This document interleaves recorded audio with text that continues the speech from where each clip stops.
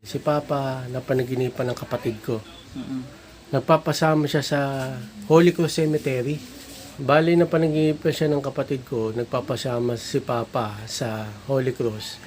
Magsusulat ng pasasalamat, mensahe. Mensahe. Tapos sabi ng Papa ko sa kapatid ko, aabutin ng 3 araw.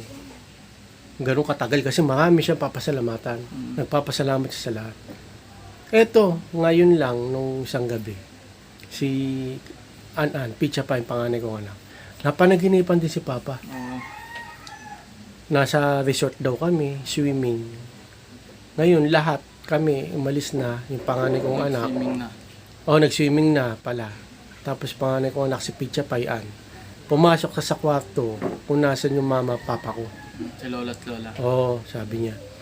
Ngayon, pagpasok niya doon sa kwarto, nakita niya si Papa. Mm. Alam niya na wala na Wala si si Papa. Ngayon, sabi ng anak ko, Lo, bakit sa akin ka lagi nagpapa... Pangalawang panaginip niya na to kasi nung unang panaginip, parang wala pa sinabi si Papa. Nakita niya, sa unang panaginip, nakita ni ate na pumasok si Lolo sa bahay nila, Lola dun. Walang sinabi. Walang sinabi. No, ngayon, may sinabi na sa kanya. Tinanong niya na, Lo, bakit sa akin ka nagpapakita lagi sa mga anak mo, lalo na kay Lola, hindi nagpapakita. Sabi ni Papa, hindi na, kasi sinabi nila, wag magpapakita ako sa kanila. Tatakot sila baka, sa multo. Mm. Na yun na sinabi niyang mama ko na wag kang makapakita sa akin, matatakot ako. Kasi mag-isa lang yung mama ko. Ako rin natatakot din ako sa multo, mga rebel, pero gusto ko na magpakita yung papa ko sa panaginip. Panaginip. Kaya pa, kung naano mo to, sana magpakita ka sa akin sa panaginip. Eto, tuloy ko yung kwento.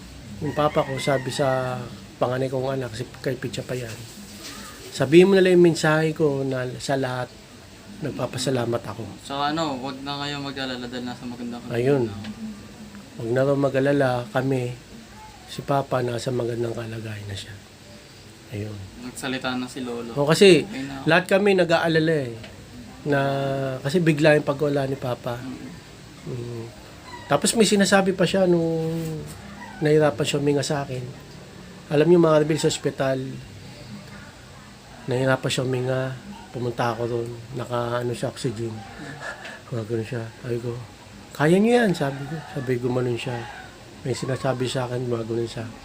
May tulo siya ng luma. Sabi ko, ano sabi niyo?